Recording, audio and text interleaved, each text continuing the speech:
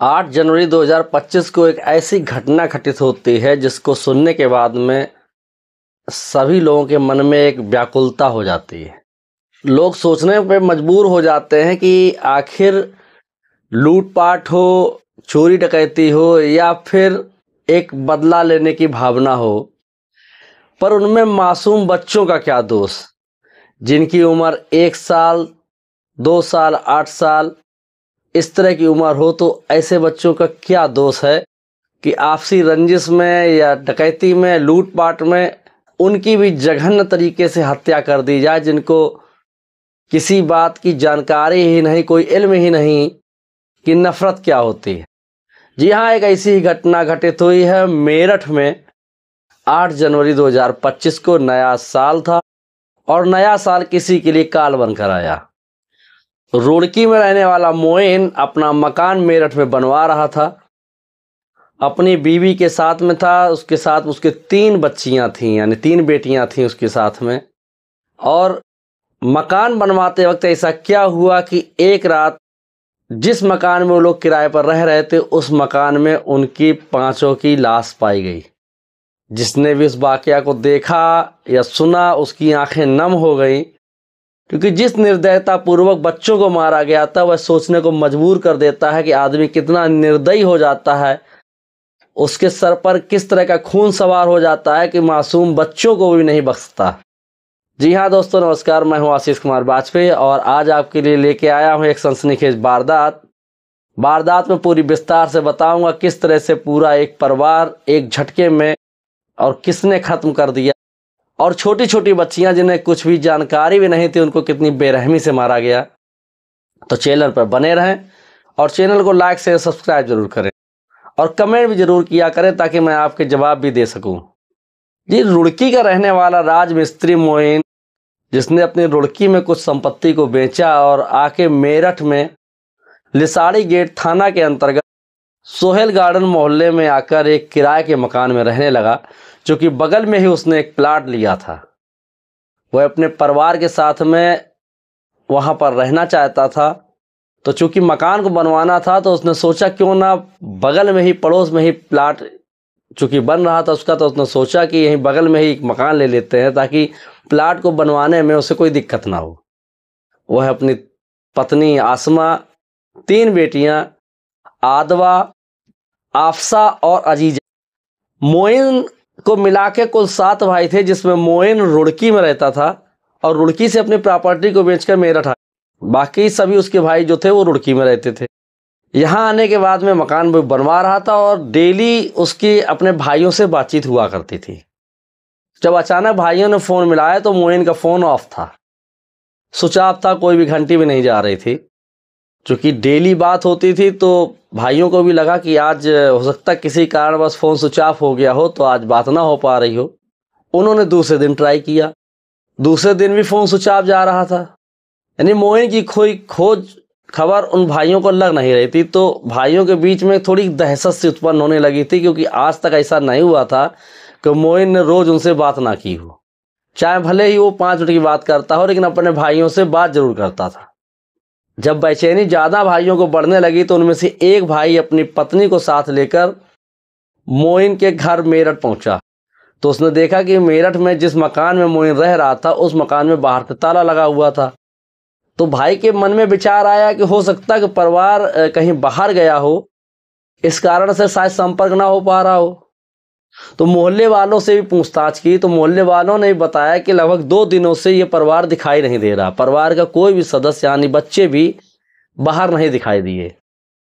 तो भाई को कुछ मन में एक दहशत सी हुई, उसको कुछ अलग सा लगा कि आज तक ऐसा कभी नहीं हुआ कि मोइन ने कोई भी उनसे संपर्क ना किया हो और 2 दिन तक बिना फ़ोन पे बात की रहा हो।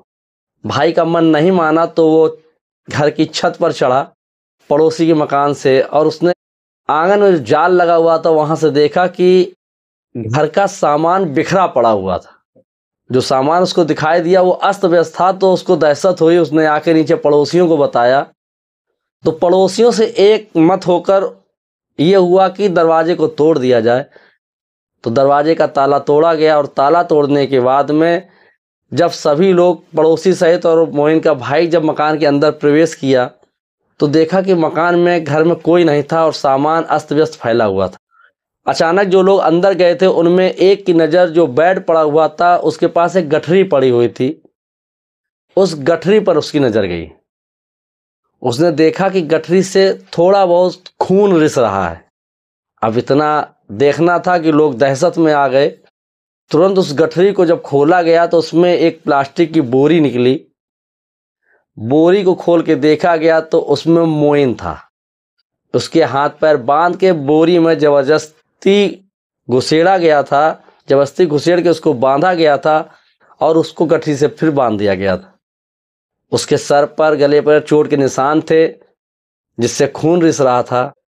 अब उसका भाई और जो पड़ोसी थे वो सब दहशत में आ गए कि जब मोइन यहाँ है तो घर के अन्य सदस्य सब कहाँ चले गए।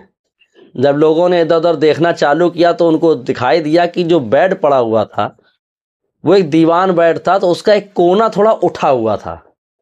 अब कई लोग थे, एक दहशत भी मन में थी। उसी दहशत के कारण फिर ये लगा कि हो सकता है ऐसा तो नहीं कि ये दीवान बेड है, इसमें भी कुछ हो। यह सोचकर उस दीवान बेड का जो बक्सानुमा बेड था उस बेड को गद्दे को हटाया गया, उसके कवर को हटाया गया तो उसमें कुछ बंधी हुई बोरियां पड़ी हुई थीं और उन बोरियों से भी थोड़ा थोड़ा खून रिस रहा था। अब जब सभी बोरियों में खून रिस रहा था तो एक बड़ी अनहोनी की जब आशंका हुई तो जो पड़ोसी थे वो भी दहशत में आ गए। तो एक राय ये हुआ कि अब किसी भी बोरी को ना खोला जाए और पुलिस को बुला लिया जाए। पुलिस को फ़ोन किया गया, तुरंत पुलिस मौके पर पहुंची। पुलिस की मौजूदगी में ही जब बड़ी बोरी को खोला गया तो उसमें हाथ पैर बंधी हुई और मुंह में पॉलीथीन घुसी हुई आसमा की लाश मिली। जब पुलिस ने उन 3 बोरियों को खोला तो उसमें बड़ी ही बेरहमी से मारकर तीनों बच्चियों की लाश को रखा गया था, जिनके मुंह में एक पॉलीथीन भी घुसेड़ रखी गई थी ताकि उनकी आवाज़ ना निकले। यानी एक साथ एक घर में 5-5 लाशें थीं, 5-5 लोगों का खून किया गया। चारों ओर एक दहशत का माहौल व्याप्त हो। लोग कानाफूसी भी करने लगे कि इन मासूम बच्चियों ने किसी का क्या बिगाड़ा था जिनको इतनी बेरहमी से मारा गया। अब पुलिस अपनी विवेचना में जुट जाती है। तुरंत डॉग स्क्वाड, फॉरेंसिक टीम सभी को बुलाया जाता है। पुलिस फोर्स भारी मात्रा में पहुंच जाता है मौके वारदात पर। अब पुलिस इन 5 मर्डर की गुत्थी सुलझाने में लग जाती है। परिवार वालों को सूचना दे दी जाती है तो आसमा का भाई भी मौके पर आ जाता है। जब पुलिस आसमा के भाई से पूछताछ करती है तो पता चलता है कि यह आसमा की दूसरी शादी थी और मोइन की तीसरी शादी थी। यानी मोइन की ये आसमा जो थी वो तीसरी पत्नी थी और आसमा का मोइन दूसरा पति था।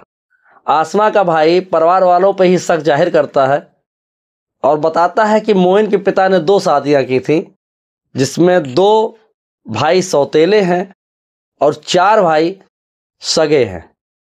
जो सौतेले भाई हैं उनमें एक भाई गैंगस्टर है, उसमें कई मर्डर के मुकदमे भी हैं, वो जेल में, रुड़की जेल में बंद है, उसकी शादी भी हो चुकी है और एक भाई उसका वो भी गलत रास्ते पे चल रहा होता। अब पुलिस जब अपनी जांच आगे बढ़ाती है तो जानकारी ये मिलती है कि मोइन ने अपनी प्रॉपर्टी को रुड़की में बेचा था, जिसमें उसको 14 लाख रुपया मिले थे। उन रुपयों से उसने मेरठ में एक प्लाट लिया था जिसको बनवाने के लिए मेरठ में अपने प्लाट के बगल में मकान बना किराए पर लेके रह रहा था। लेकिन इसी बीच में जो भाई उनका जेल में बंद था उसकी पत्नी ने मोइन से हाथ जोड़कर कुछ रुपयों की मांग की। उसका कहना था कि जमानत के लिए कुछ पैसे दे दे ताकि वह अपने पति को छुड़ा सके, आखिर वो भी उसका भाई है। काफ़ी सोचने पर मोइन ने भी सोचा कि है तो आखिर भाई ही, भले ही सौतेला है लेकिन भाई ही तो है। और यह सोचकर मोइन ने 4 लाख रुपया अपने भाई की पत्नी को दे दिए थे। अब चूंकि मोइन यहाँ मेरठ में अपना मकान बनवा रहा था, उसे पैसे की ज़रूरत भी थी, तो उसने वो अपने 4 लाख रुपए यानी अपनी भाभी से वापस मांगे थे, जिस पर मोइन के सौतेले दोनों भाई और भाभियों ने ये प्लान बनाया कि क्यों ना कुछ ऐसा किया जाए जिससे मोइन को 4 लाख रुपए भी ना देने पड़े और उसकी प्रॉपर्टी भी उन लोगों को मिल जाए। यह सोचकर इस खूनी षड्यंत्र को रचा गया, जिसके तहत मोइन का भाई सौतेला दूसरा भाई, एक चूंकि भाई जेल में ही बंद था, एक सौतेला दूसरा भाई और साथ उसकी भाभी मोइन के घर पे आए और घर पे आने के बाद में बेरहमी से 5 लोगों का कत्ल कर दिया और कत्ल करने के बाद में घर के बाहर ताला लगाकर घर से फरार हो गए। उन्हें लगा कि शायद कोई नहीं जान पाएगा कि ये कत्ल उनके द्वारा किया गया है और वो लोग बच जाएंगे, तो मोइन के अब उनको 4 लाख रुपए भी नहीं देने हैं और घर में जो भी रुपए पैसे रखे थे वो भी उन्होंने ले लिए। इस वारदात को सुनने के बाद में सभी लोग ये सोचने पे मजबूर भी हो गए, क्या लालच में छोटे मासूम जो बच्चे होते हैं क्या उनको भी नहीं छोड़ा जाता है? आखिर उन बच्चों की क्या गलती थी? लालच बड़ों के मन में आया था, वो मारने बड़े लोगों को आए थे, पर इतनी निर्दयता पूर्वक उन छोटे छोटे बच्चों को मारने की क्या जरूरत थी जिनकी उम्र 1 साल 2 साल 8 साल थी? पुलिस की विवेचना अभी जारी है। अब पुलिस की विवेचना कहां तक जाएगी और किन किन को गिरफ्तार करेगी, आगे की कहानी क्या है, उन सबको जानने के लिए चैनल को लाइक शेयर सब्सक्राइब जरूर कर लें और हो सके तो कुछ कमेंट कर दिया करें ताकि दूसरी कहानी मैं आपके उन कमेंट को पढ़ सकूं और अपने चैनल को और भी अच्छा बना सकूं। तो अब मिलते हैं एक अगली वारदात क्राइम स्टोरी पर। तब तक के लिए जय हिंद, जय भारत।